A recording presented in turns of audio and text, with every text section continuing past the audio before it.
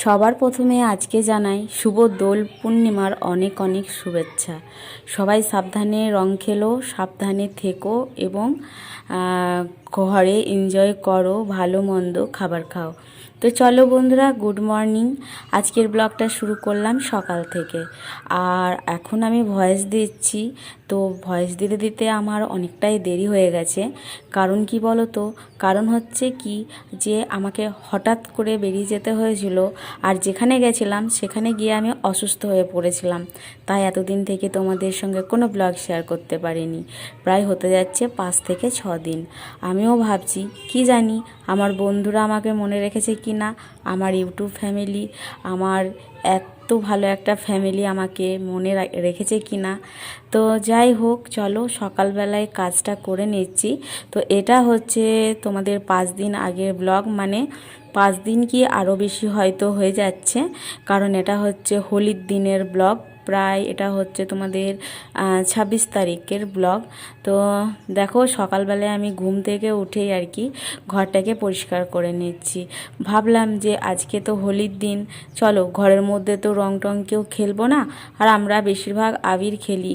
ওই যে বাঁদর রং, কী কী রং থাকে, সেই রঙগুলো মুখের মধ্যে লাগলে কিন্তু একেবারে ছাড়তে চায় না। আর তোমাদের দাদাভাই আর আমি দুইজনেই বুঝতেই পারছো, এখন কিন্তু আমরা একেবারে বাইরে বেরোই না রং খেলতে। বিকেল দিকে একটু বেরোই একে ওকে একটু আবির দিতে, কিন্তু এবারে মনে হয় সেটাও বেরোনো হবে না। কেন কি তোমাদের দাদাভাই বলেছে এবারে বাড়িতেই থাকবো। এমনিতেই তো সকাল থেকে রাস্তার মধ্যে ঝামেলা শুরু হয়ে গেছে।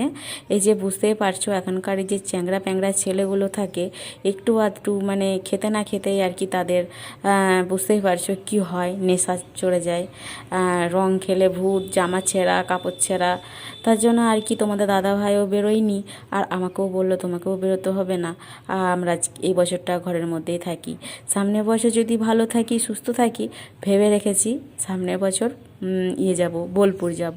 তা বোলপুরে নাকি খুব ভালো হয় দোলটা আর কি, শুনেছি কিন্তু কখনো দেখিনি। হ্যাঁ, ইউটিউবে কিন্তু দেখেছি। যাই হোক, চলো এই কথা বলতে বলতে অনেকটা টাইম বের করে ফেললাম, আর আমার বাড়ির সমস্ত কাজ হয়ে গেল। দেখো, আজকে ভাবলাম যে একটু ঘরগুলো পরিষ্কার করে নিই। আর চৈত্র মাস যেহেতু পড়ে গেছে, আমি চৈত্র মাসে কিন্তু ঘর ঝাড়াঝাড়ি করি না, মানে ঝুল টুল ঝাড়াঝাড়ি করি না। এই যে ওপর থেকে একটু আধটু ডাস্টিং করে ধুলোগুলো সরিয়ে দিই। চলো, স্নান টান সেরে চলে এসেছি আবির নিয়ে। এখানে দেবো একটু ঠাকুরকে আবির, তারপরে আর কি আবিরটা খেলা হবে। তো বুঝতেই পারছো, চলো পুজোটা করে নিই। আর ঘরে তো সেরকমভাবে কেউ নেই, ভাইকে বলেছি আসতে, ভাই আসবে, তবে একটু পরে আসবে। তো এখানে দেখো, আমি পোয়া বানানোর জন্য ব্যাটারটা রেডি করে রেখে দিলাম, আর এখন আমি বানিয়ে নিচ্ছি চিকেন। তো যাই হোক, পূর্ণিমাটা কিন্তু ছেড়ে যাচ্ছে 12টা নাগাদ, তারপরেই কিন্তু রান্নাটা আমি বসিয়েছি। আমি জানি যে দোল পূর্ণিমাতে কিন্তু চিকেন খেতে নেই, চিকেন কি মানে আমিষ খেতে নেই, নিরামিষটাই বেশ ভালো। তার জন্য আর কি 12টার পরই রান্না বসালাম। এখানে দেখো চিকেন রেডি হয়ে গেছে, আর হয়েছে ডাল, আর করে নিলাম গরম গরম ভাত। তো যাই হোক, 3 জনের খাবার মানে করে নিলাম রেডি। এখন দেখো আমি পোয়াগুলোকে বানিয়ে নিচ্ছি। তো এই পোয়া রেসিপিটা যদি তোমরা দেখতে চাও, তাহলে অবশ্যই কমেন্ট করে জানিও। আমি কীরকমভাবে পোয়ার ব্যাটারটাকে তৈরি করেছি সেটা তোমাদেরকে আমি বলবো। এখানে দেখো, কড়াইতে একেবারে ডুবুডুবু যাতে হয়ে যায় সেরকম তেল দেওয়া হয়েছে। আর এখানে আমি ব্যাটারটাকে অনেকটা টাইম ভিজিয়ে রেখেছিলাম, তো এখন আমি তেলের মধ্যে দিয়ে দিচ্ছি। সেজন্য দেখো, তোমরা বুঝতেই পারবে যে ফুলছে, বেশ ভালোভাবে ফুলে যাচ্ছে। আর সাথে দিয়েছিলাম একটু খাবার সোডা। খাবার সোডা তো দিলে যে কোনো জিনিস ভালোভাবেই ফোলে, সেটা তো তোমরা জানোই। তবে জানো তো, ছোট থেকে কিন্তু আমরা দেখে এসেছি, যেহেতু আমরা নন বেঙ্গলি পাড়ায় বসবাস করি, বুঝতেই পারছো। তো যেহেতু বিহারি, চারিদিকে বিহারিরা থাকে, সেজন্য আর কি ছোটো থেকেই দেখে এসেছি ওদের বাড়িতে পোয়া, পুরি, চিকেন, মাটন এসব হয়। তো যখন আমরা ছোট ছিলাম, মায়ের কাছে বায়না করতাম, তখন মা বলল যে ঠিক আছে চল, আমিও ঘরে তোদের সবার জন্য এইসব খাবার বানাবো। তো তখন থেকে কিন্তু এইসব খাবার আমাদের বাড়িতে চলে আসছে। বিয়ে হয়ে গেছে, শ্বশুর বাড়িতে কেউ থাকে না, আমি আর বর, তাও ভাবি যে চলো দুজন তো আছি, ভাইকে ডেকে নেবো, এ বাড়িতেই ভালো মন্দ করে খাওয়া হবে। তো হঠাৎ করেই বোন ফোন করলো যে তোদেরকে আজকে আসতে হবে। তো আমি ভাবলাম কেন, কি হয়েছে, কি ব্যাপার, কিচ্ছু বলেনি জানো আমাদেরকে। তো চলো দেখো আমরা এখন বেরিয়ে পড়েছি। আর এটা হচ্ছে আমাদের মেজিয়ার নদী। আর তো আমরা ঘর থেকে বেরোলাম প্রায় তখন বাজে ওই 5টা হবে, বুঝেছো। অনেকটাই রোদ আছে। তবে কি বলো তো, হঠাৎ ফোন করার জন্য আর কি ভীষণ ভয় পেয়ে গেছি। কিন্তু আমি তখনও জানতাম না, যখন রাস্তায় ছিলাম তখনও জানতাম না যে আসল ব্যাপার কেন আমাদেরকে ফোন করলো। তো এখানে দেখো তোমাদের দাদাভাই বলছে পাঞ্জাবিটা পরে যাব না, পাঞ্জাবিটাকে রাস্তার মধ্যে খুলে দিল, আর খুলে আর ওই দেখো জামাটাকে পরে নিয়েছে। তো চলো 2 ঘন্টার পর এলাম বাড়িতে। যে চলো এখানে খুশিকে দেখো চকলেট খাচ্ছে। Hello viewers, good morning. কেমন আছো সবাই? আশা করছি ভালো আছো, সুস্থ আছো। আমিও এখানে বেশ ভালো আছি। আর ব্যাকগ্রাউন্ডটা দেখে তো তোমরা বুঝতেই পারছো কোথায় আছি।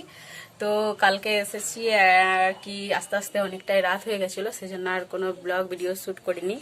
আর বুঝতেই পারছো 2 ঘন্টার রাস্তা প্রায় বাইকে। তো চলো এইমাত্র স্নান সারলাম, স্নান সেরে আর এই যে খুশি এখানে শুয়ে আছে, আর তোমাদের দাদাভাই টিভি দেখছে। তো চলো এখন যাব, কি কি রান্না হয়েছে বোনের সেটাই তোমাদের সঙ্গে শেয়ার করবো। তো চলো ওই ঘরে যাওয়া যাক। তো আজকের ব্লগটা দেখো, আশা করি আজকের ব্লগটা তোমাদের ভালো লাগবে।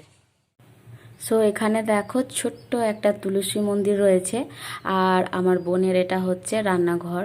তো প্রত্যেকবারই ভাবি যে বোনের রুম ট্যুর দেব, বোনের শ্বশুরবাড়ির রান্নাঘরের ট্যুর দেব, কিন্তু দেওয়া হয় না। একটু ব্যস্ত হয়ে পড়ি ওখানে গিয়ে, বুঝতেই পারছো।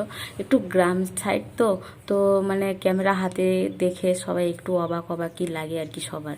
তো যাই হোক, এখানে দেখো রান্নাবান্না কমপ্লিট হয়ে গেছে, আর আমি অনেকটা টাইম বের করে আর কি তোমাদেরকে রান্নাগুলো দেখাচ্ছি। এটা নয় যে একেবারে 7 সকালে রান্নাগুলো দেখাচ্ছি। এখন বাজে প্রায় ওই 1:30টার কাছাকাছি। তো এখানে দেখো ভাত হয়েছে, ডাল হয়েছে, মাছ হয়েছে, পটল চিংড়ি হয়েছে, অনেক কিছু হয়েছে। তো খাওয়া দাওয়ার পর অনেকটা টাইম পার করে আবারও চলে এসেছি। এখন দেখো আমার বোন আমার জন্য নিয়ে এসেছে একটা গাছ থেকে পেড়ে পেঁপে। তো আমার না পাকা পেঁপে খেতে ভীষণ ভালো লাগে। আমি এখানে যখন থাকি, মানে যখন আমি রানীগঞ্জের বাড়িতে থাকি, তখন কিন্তু আমি পেঁপে কিনে খাই, বুঝতে পারছো তো। মানে আর পাকা পেঁপেও কিনে খাই আর কাঁচা পেঁপেও কিনে খাই। সেই জন্য আর কি আমার বোন বলছে তুই তো এত পেঁপে কিনে কিনে খাস, তো এখানে চলে আয়, যখন আসবি বা এসেছিস তো এখানে আমি গাছ থেকে পেড়ে এনে দিলাম পেঁপে। চল এখন আমরা 2 বোনে মিলে পেঁপেটা খাই। তো পেঁপেটা বেশ ভালোই লাগছিল। একটু বিট নুন নিয়ে নিয়েছিলাম, বিট নুনের সঙ্গে খেতে বেশ ভালোই লাগছিল। তো দেখো 2 বোনে মিলে খাচ্ছি। তো চলো বন্ধুরা, আজকের ভয়েসটা যদি তোমাদের একটু অন্যরকম লাগে শুনতে, তো প্লিজ কিছু মনে করো না। আমার এখনও কানে ব্যথাটা একেবারেই সারেনি। আমার একটা কান একেবারে বদ্ধ হয়ে আছে, যেটা আমার ওইখানে যাওয়ার পর হয়েছিল। আর সেজন্য আর কি আমি নিজের কথা নিজেই শুনতে পাচ্ছি না। তো প্লিজ তোমরা কিছু মনে করবে না। হ্যাঁ, আর যেটা মেন কথা হচ্ছে কি বলো তো, যেটার জন্য আমার বোন আমাকে এতটা হড়বড় করে ডেকে পাঠিয়েছিল, একেবারে হোলির দিন বিকেল বিকেল আমাদেরকে বেরোতে হয়েছে। তো হোলির পরের দিনে আর কি আমাদের টিকিট হয়েছিল মায়াপুর যাওয়ার, সেই জন্য ও টিকিট করে পরে আর কি রেখে দিয়েছিল, আর আমাদেরকে একটা সারপ্রাইজ দিয়ে দিল। সেই জন্য আর কি ও টিকিট করে রাখা, আমাদেরকে বলেনি, এমনকি মেয়েটাও বলেনি জানো। ও অবশ্য ছোট, কিছু জানতো না, কিন্তু এটা জানতো যে মায়াপুর যাবে, কিন্তু আমরা যাব কি না সেটা জানতো না। তো যাই হোক, মায়াপুর যাওয়ার জন্য আমাদেরকে এতটা হড়বড় করে আর কি বেরোতে হলো। তো এটা হচ্ছে আমার বোনের শ্বশুরবাড়ির সামনের দিকটা, খুব সুন্দর লাগে জানো, খুব ভালো লাগে জায়গাটা। আর এই যে দেখো খুশি মেহেদি লাগিয়েছে, আর মেহেদি লাগিয়ে এখানে চলে এসেছে। যেহেতু আজকে আমরা রাত্রে বেরোবো আর কি, মানে যেদিন আমি আর কি হোলির পরের দিন রাতের দিকে বেরোবো আমরা। তো যাই হোক, ও মেহেদিটা লাগিয়েছে, ছোট বাচ্চা বুঝতেই পারছো। তার সাথে সাথে কিন্তু আমাকেও লাগিয়ে দিচ্ছে জানো। তো সত্যি কথা বলতে কি বলো তো, আমরা ভীষণ এক্সাইটেড যে বোন একটা আমাদেরকে এত সুন্দর সারপ্রাইজ দেবে, যে আমরা হঠাৎ করে মায়াপুর যাব। এর আগেও গেছি, এর আগে 2বার গেছি মায়াপুর। তবে তখনও কিন্তু ওইখান থেকেই গেছিলাম, সোনামুখী থেকে বাসে করে। অনেকজন থাকে, 2টো বাস ছেড়েছিল। আর এবারেও কিন্তু আমরা দুটো বাস ছেড়েছে, এবারেও কিন্তু বাসেই যাব। তো এখানে দেখো আমরা একটু রেস্ট করে নিচ্ছি। আর এখানে আমার বড় দাঁড়িয়ে আছে, বোনের বড় রয়েছে, সবাই রয়েছে। আর খুশি আর আমি এখানে দেখো শুয়ে আছি, আর দুজনে মিলে একটু মজা করছি। কি করব বলো, সারাটা দিন আর কি ওই যে কানে ব্যথা। আর আমার তো মানে কি বলবো, কানে ব্যথা থাকলেও তো ছোট বাচ্চা, তো বাচ্চার সঙ্গে একটু তো হাসি খুশি থাকতেই হবে। তা ও বারবার আমার কানটাতে লাগিয়ে দিচ্ছে, দেখি সোনা মা তোমার কানে কোথায় ব্যথা করছে সেটাই বলছে।